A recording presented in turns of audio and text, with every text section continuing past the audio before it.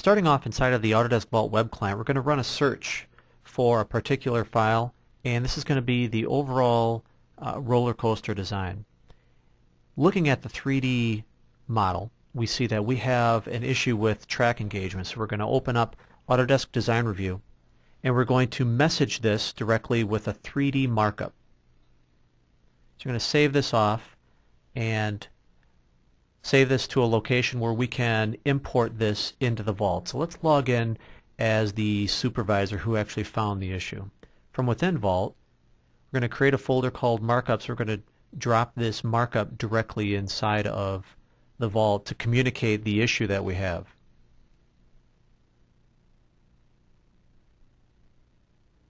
So now that the file is inside of Vault, we can go and select on it and preview it, and anybody that is inside of Vault can actually see this particular drawing issue.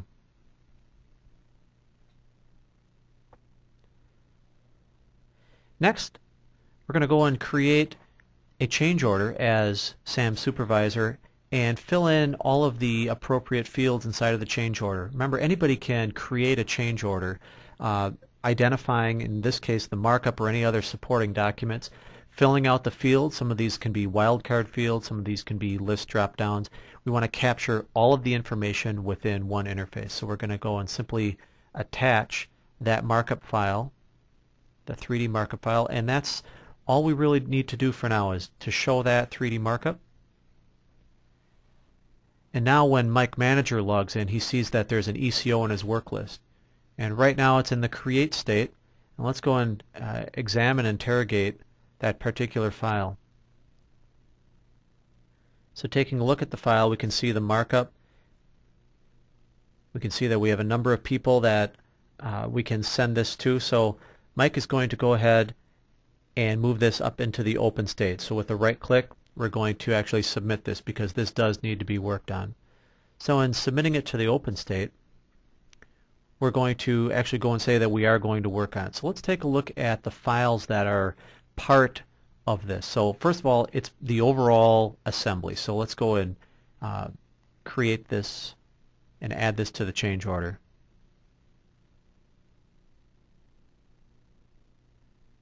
Coming to the records, I see the overall assembly, but what else?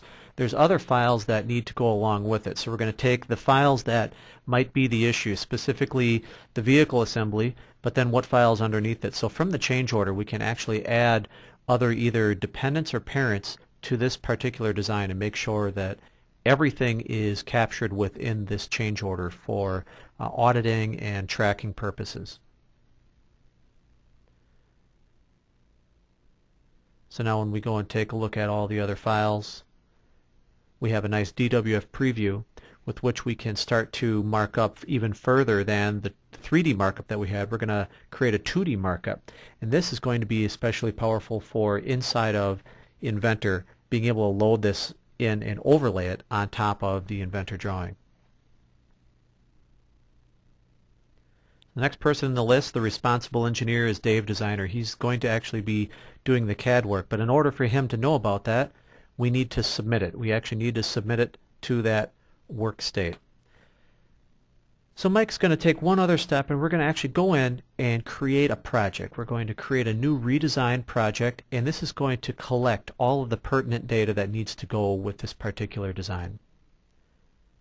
So from within the ECO, we're going to go and copy all of these records, copy all these files, come over here to the redesign, and we're going to paste in a link. Think a shortcut to all of these.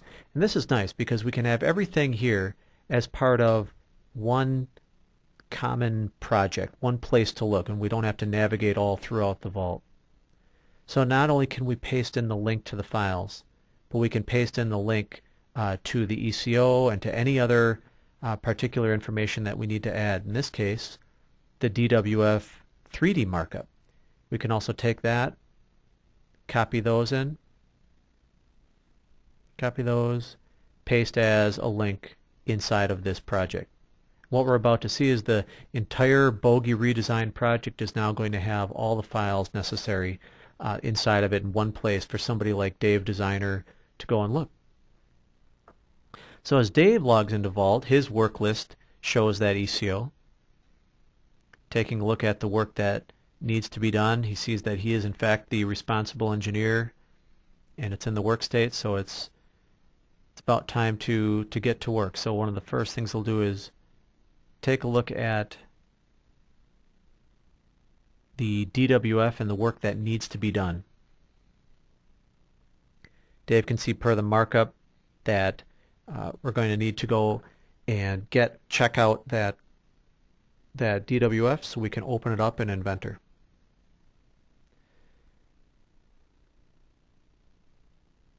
Once Dave's logged into Inventor, he's actually going to open up that markup first. We're going to target that DWF markup, and upon opening that, it's going to pull in the Inventor drawing along with it. So the markups that were created by Mike Manager inside of the ECO are actually showing up directly here inside of Inventor.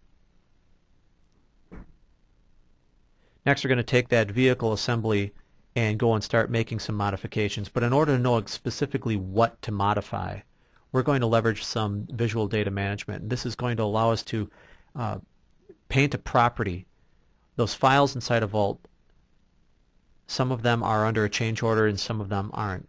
Using the data mapping, we're able to go in and isolate and quarantine out specifically the files that we need to work with. We don't need to check out the entire assembly. We only need a focused view. So we'll add these to the selection set, and that allows us to go and check these out and continue to work on them.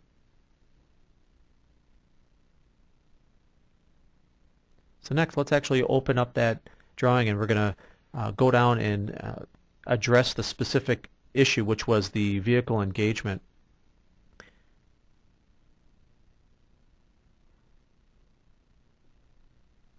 This is going to lead us down into a base sketch. So the lowest level component is actually this skeletal model where we're going to go in and modify a value, and this will have a ripple effect on the entire assembly.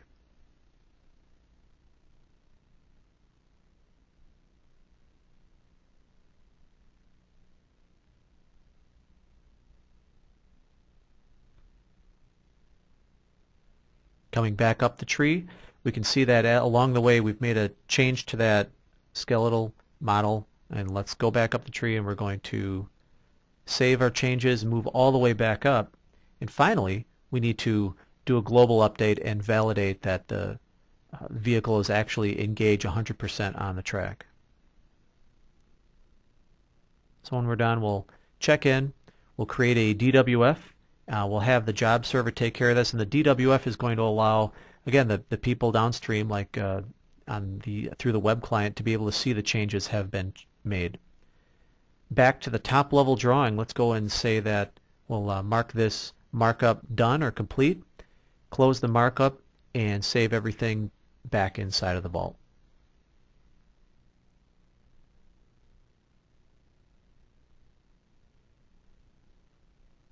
One last thing, let's go and capture the revision history and the revision changes by putting in the revision table, and this is going to pull data directly from the Vault.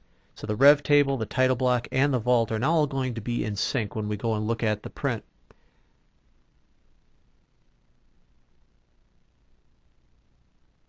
When we're done, we'll check everything back in, and the work of Dave Designer is finished. So Dave can log back into Vault, go over to that ECO that's still in his work list,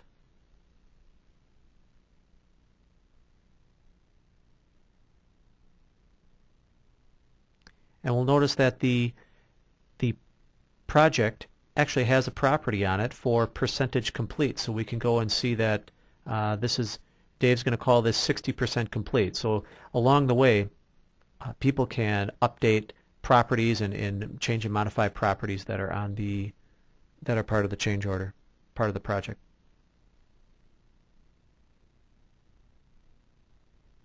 So finally, coming back in, we see that the drawing has been updated. The track, the vehicle is riding on the track appropriately, and we even have our revision table visible in the upper left-hand corner.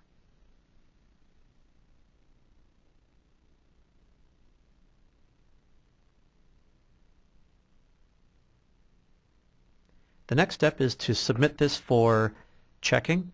So the work of Dave is done. He can't check his own work, so he actually needs to save it off and have somebody else come in and validate his work. So Mike Manager to the rescue. Mike's going to go in, view the change order, look at the files, and validate that all of the settings, validate that all the geometry is correct. At this point, Mike's going to just go in and approve that and move this forward inside of the ECO process.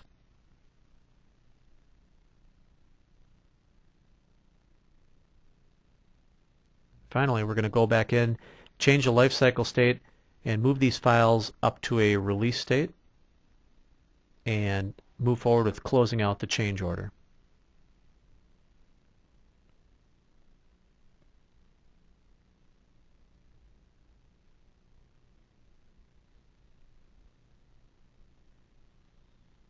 And the last step to change this out is to set the effective date. We're going to set that to be immediate, and the change order is closed.